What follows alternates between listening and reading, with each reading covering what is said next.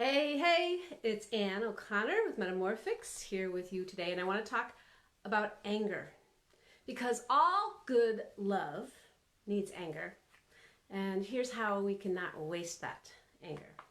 So I really believe this is true. So whether you're talking about romantic relationships or relationships in your family, relationships with your boss or your colleagues or your neighbor or, the postal clerk, you may not think of a love relationship with your postal clerk, but it's the same dynamic, right? And when we have anger, anger is a really great flag. It's a warning sign. It's a system that tells us, hey, something's not right. And so when we can listen to those flags and warning signs, we can decide to do something differently. We can address it.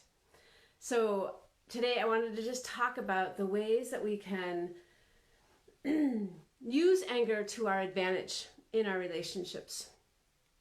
And I want you to think for just a moment about what anger is. How would you identify anger? Well, how would you define it? Two different things, but you probably have a way of thinking about anger that's exclusively your way. Okay, and that comes from the ways that you just came out into the world, and it comes also from the people who raised you and the people in your community and the schools that you went to and the ideas that you heard and the TV shows that you watch and all these different ways that you got to be thinking about how anger is in your life, how it comes to you and how you manage it, right? So some of us grew up in families where anger was about screaming and yelling at each other and name calling and doors slamming and maybe things throwing and maybe some violence, right? That is one way that anger can present in a family. It's huge and problematic for a lot of people, especially tender-hearted people who tend to run away into a different room when that kind of anger is present. But if that was your family, then you learned some things from that about anger. And they maybe are still with you today. Maybe you came from an environment where anger was really quiet and cold. And nobody really said much, but it was very clear that there was something very wrong. And maybe you learned how to be angry that way. And so that was more of the stoniness and the withholding and the I'm not going to deal with this or you, but because I'm pissed at you, but I'm not going to tell you why. So there's a lot of things in between those two extremes. And the ways that we come to anger and the ways that anger comes to us are all part of what we learned and what we continue to learn as we make our way through life. So now here's the beauty of it about anger is that now as an adult, you get to decide, is that how I want to think about anger? Is that how I want to do anger in my life with my people?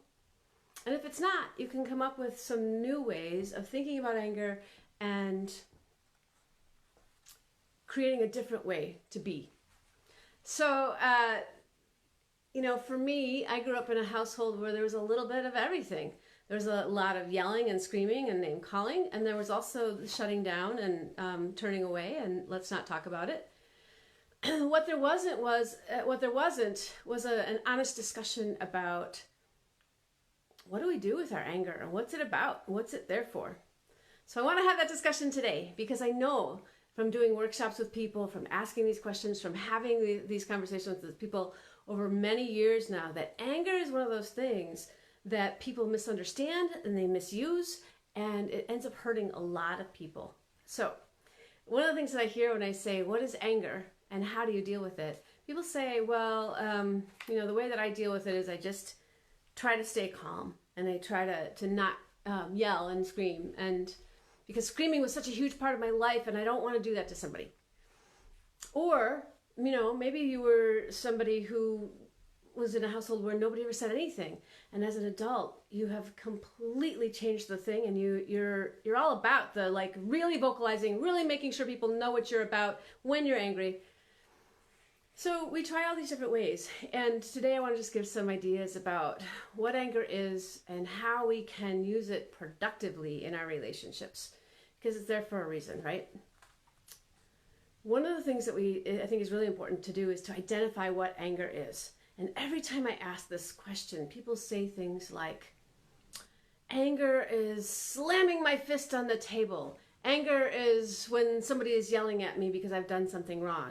Anger is, and a lot of times when people answer that question, they actually go to the actions that they associate with anger. So I want to clarify right away that anger is actually a feeling. It's not an action. It's not a reaction. It's only a feeling. Only a feeling, right? And what I mean by that is feelings can just take us over. They can kind of take us over and hold us captive, take over our systems into fight, flight, or freeze. They can take over our mouths, our brains, and suddenly the feeling is in charge. And that's when real trouble can begin, because that's when you get the slamming on the table and the yelling and the screaming or the shutting down, because you can't manage the feeling. So it's really important to understand that anger is a feeling, and when we can get a hold of our feelings, we can use them effectively rather than letting them use us. When we let our feelings take over, our feelings are super important. I never want to underestimate feelings. If you've watched my work over the years, you know that I feel very strongly that feelings have a central role to play in our well-being, in how we communicate, how our relationships can heal, how we can move forward and be the best people that we want to be in our relationships and for ourselves. But they don't get to be in charge. Feelings don't get to take over and decide for us what we're going to say or how we're going to behave. And if you're a person who does that, then welcome to the human race, because we've all done that.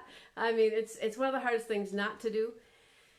But when we know and we understand that feelings can't be in charge unless we allow them to be, then we get a better grip at taking a look at where we've come from in anger and what we've learned, and understanding that we have the power to learn something different, something more effective.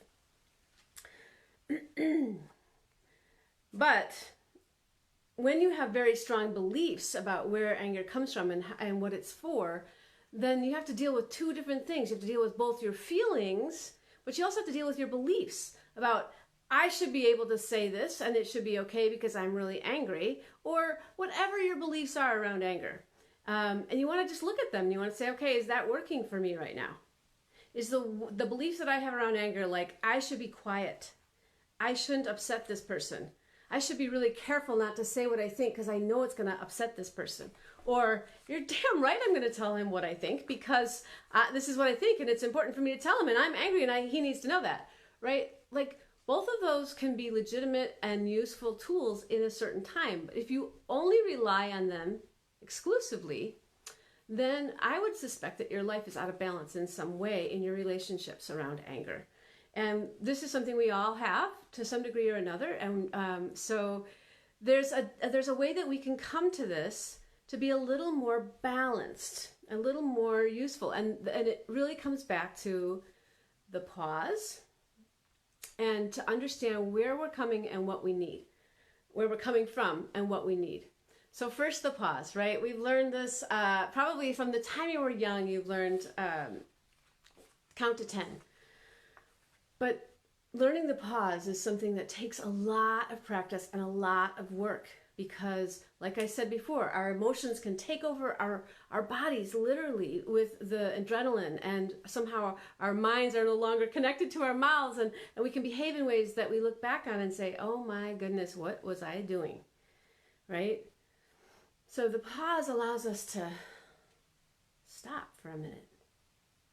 And in that pause, if you can pause long enough to engage the frontal lobes of your brain, then you have a better chance of responding to a situation the way that you want to, the way that you can look back on and say, yeah, actually that was okay, that was good.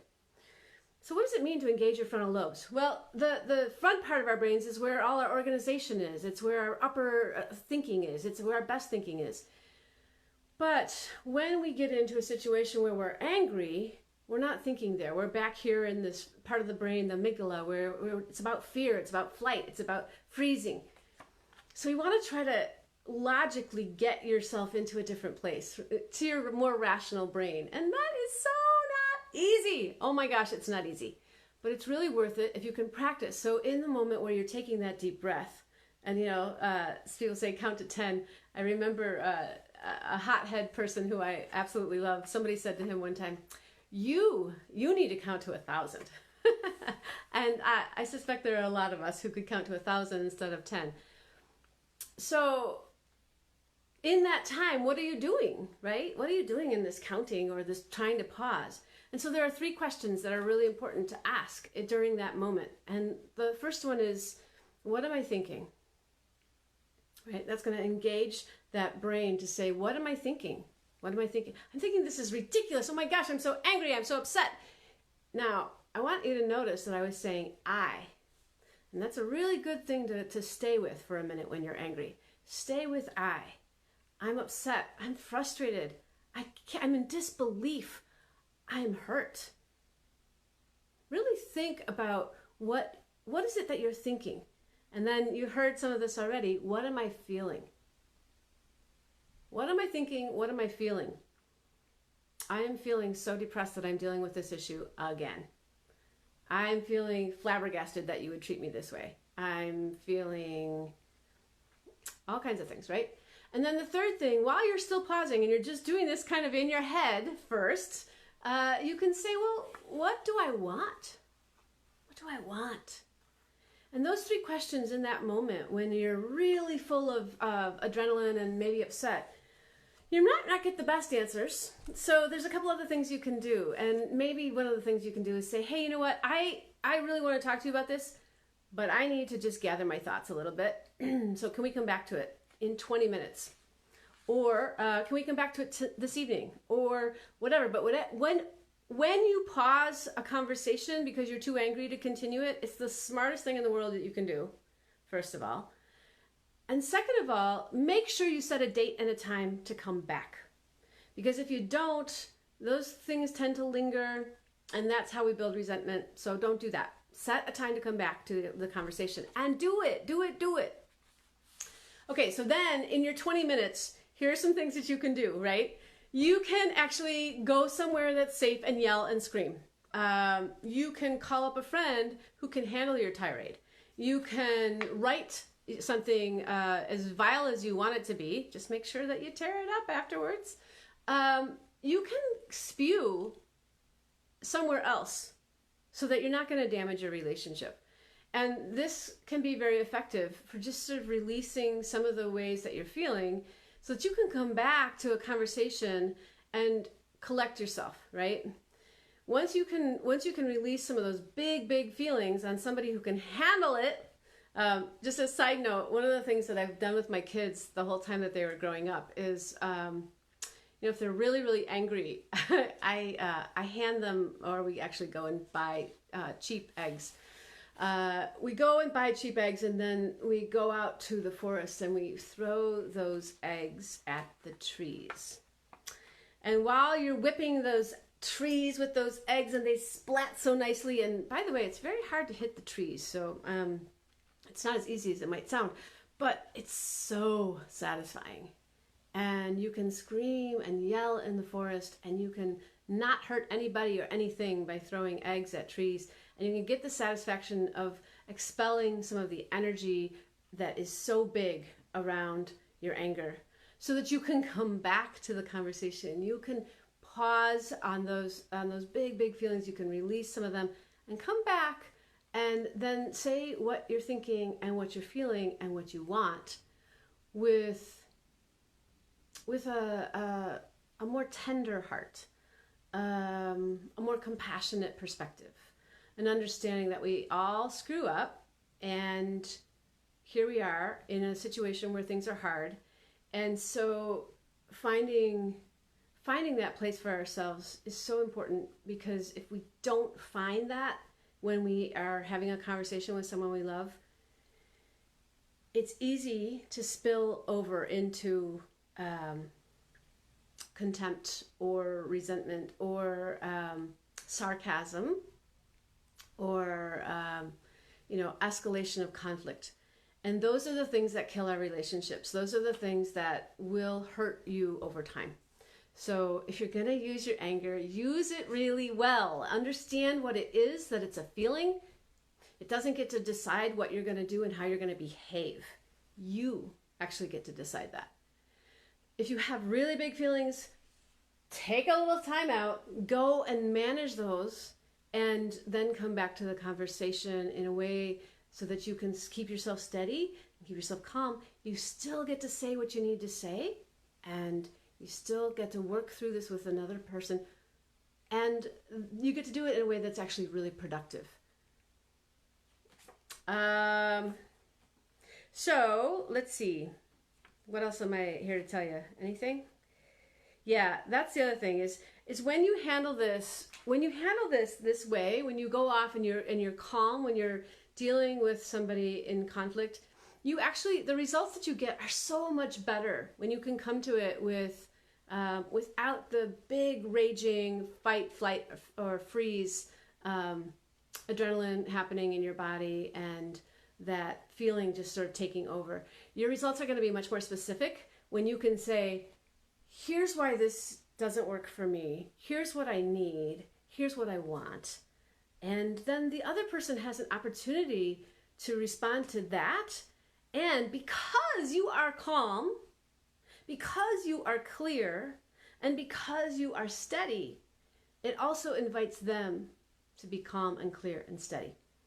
And that, my friends, is a way better way to use our anger than to be freaking out and have it take over our bodies, take over our minds, take over our mouths, and ultimately take over our relationships and our lives. So don't do that. Do these other things instead. That's what I have for you today. I'm so glad you're here. Hey, today is day 28 of my 30-day challenge. Thank you so much for joining me on this. I have 2 more days to go to 30 days. But you know what? I'm having a lot of fun. So I hope you are too. And I hope that you share this video. I hope you like it. And tell me about a time that you were angry. And what do you do with that? How do you deal with that? Thanks for being here. It's Ann O'Connor from Metamorphics. And I'm signing off.